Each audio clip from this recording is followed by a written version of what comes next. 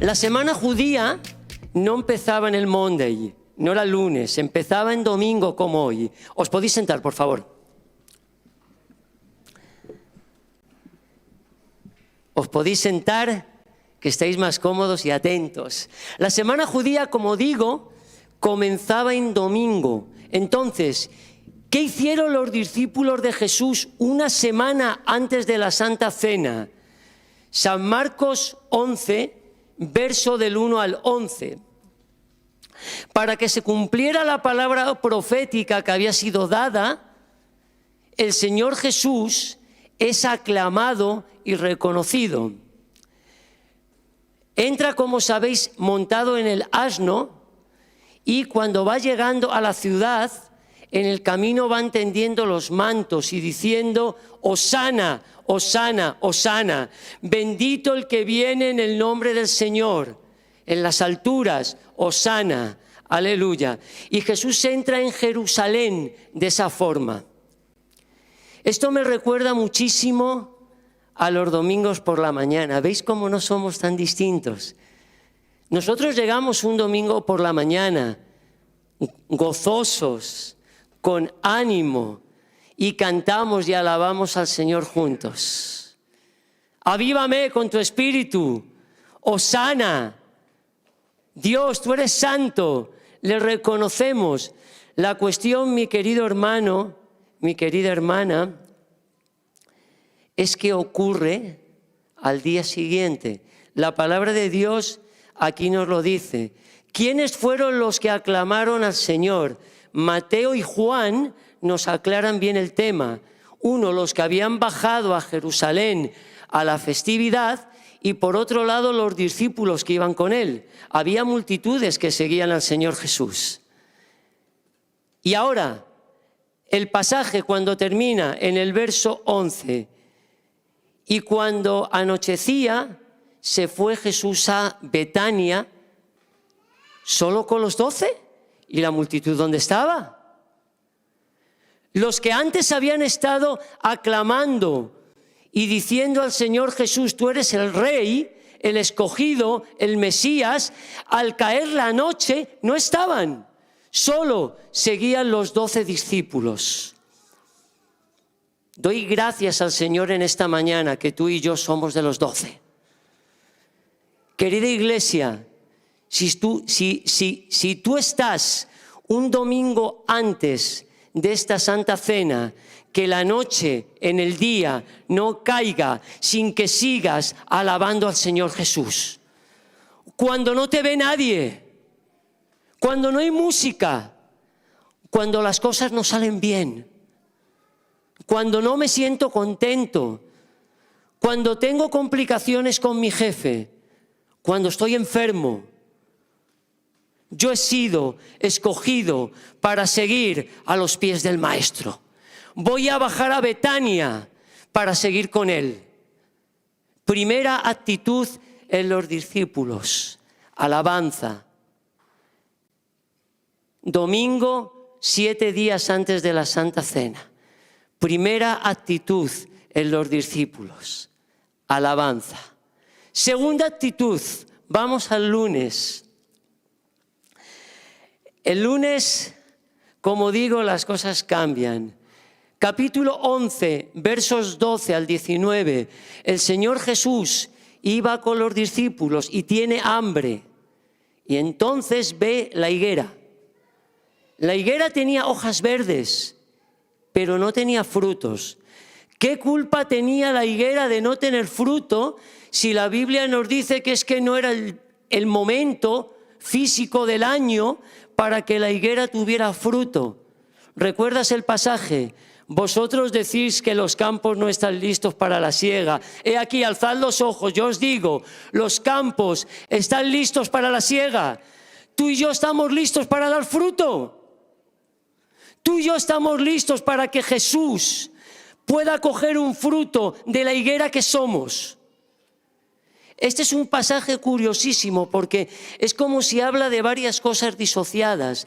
Una vez que se ha dado esto y Jesús a la higuera la maldice porque no hay fruto. Entonces entra en la sinagoga y ve que los cambistas habían hecho de la casa del padre una cueva de ladrones, un sitio donde se cambiaba, donde se vendía. Y lo que hace es tirar a los cambistas todos los cachabaches que tenían por medio al suelo y les expulsa. Jesús entra en esa ira santa, en ese furor santo.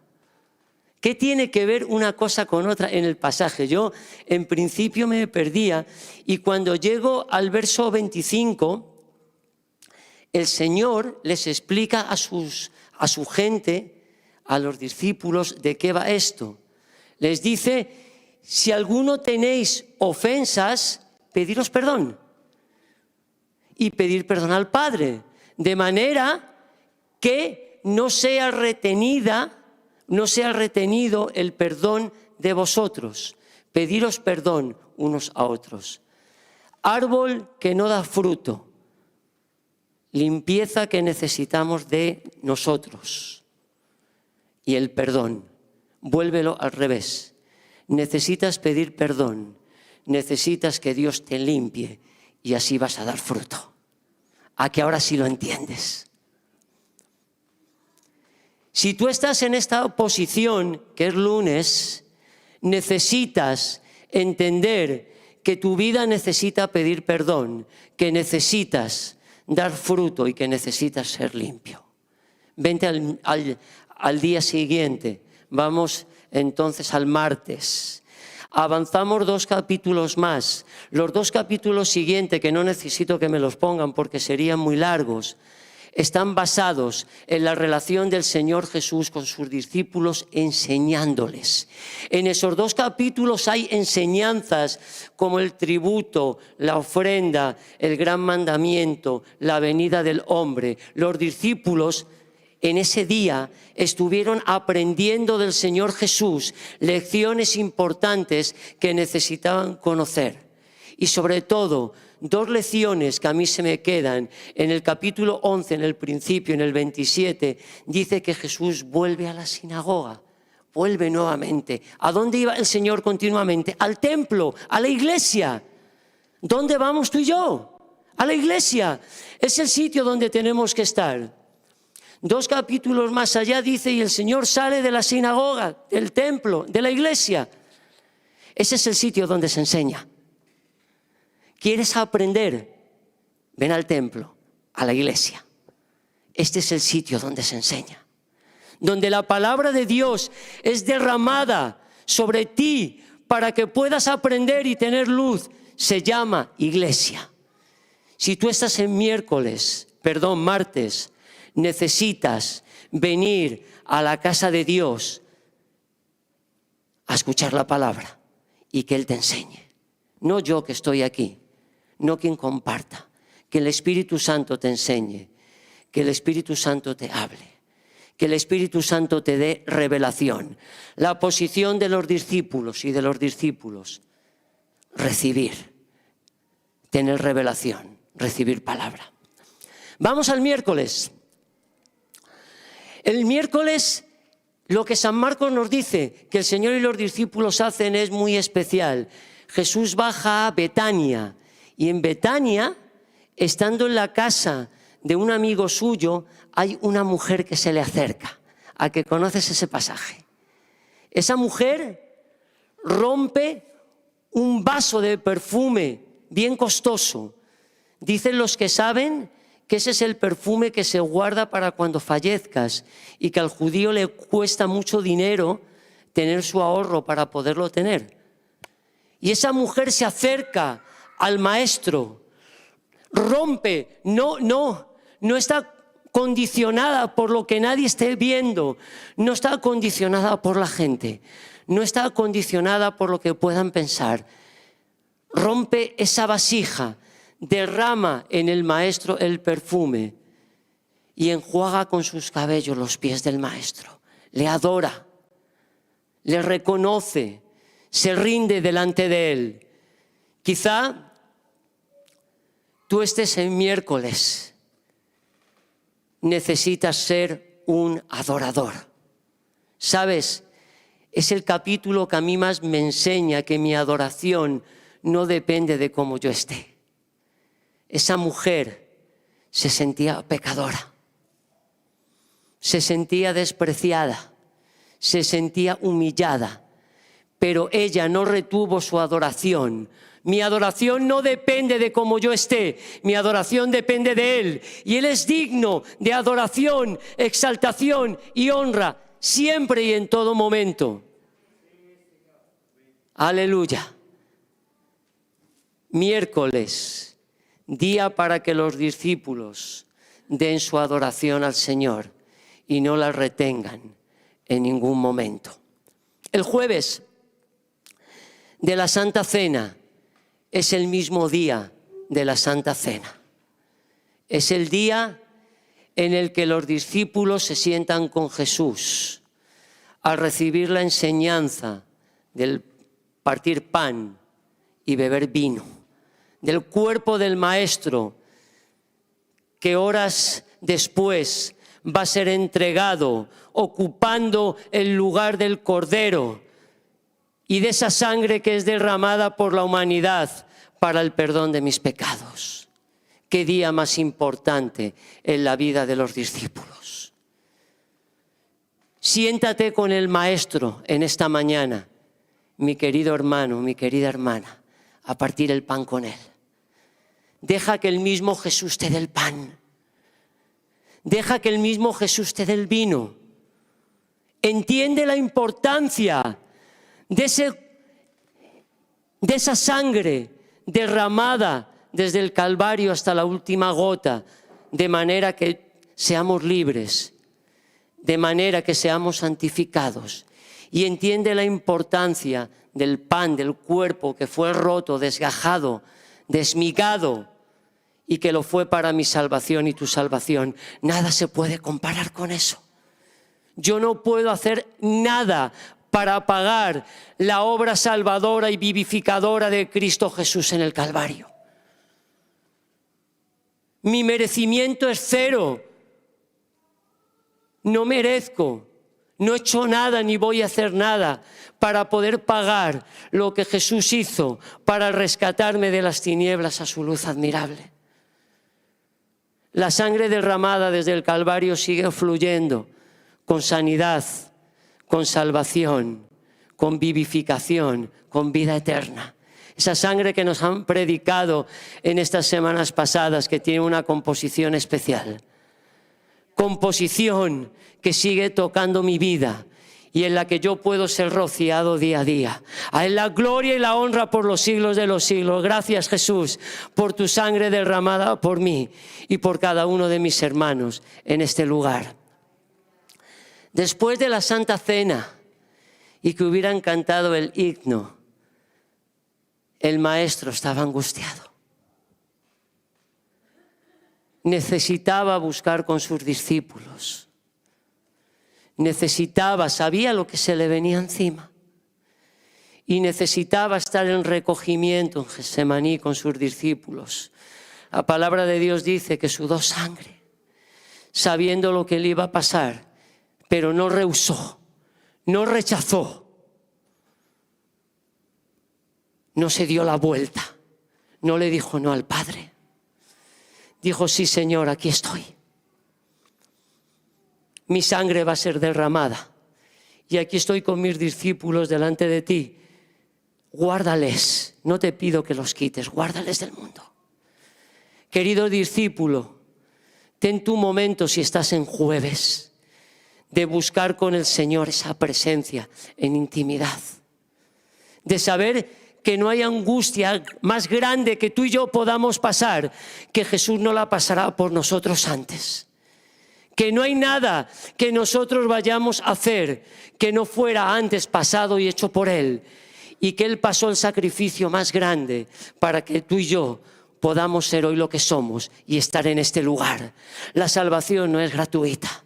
La salvación costó lo más grande que existe, que es la vida mismo del que no tenía mancha, del Cordero inmolado, de aquel que era hijo del Padre, de Dios mismo hecho hombre. A Él la gloria y la honra. Aleluya, por los siglos de los siglos.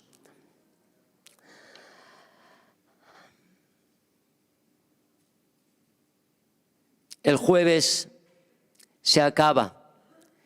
El Señor es crucificado. En ese sacrificio, en el Calvario, Él se queda solo. Y le dice a Dios, ¿por qué me has desamparado?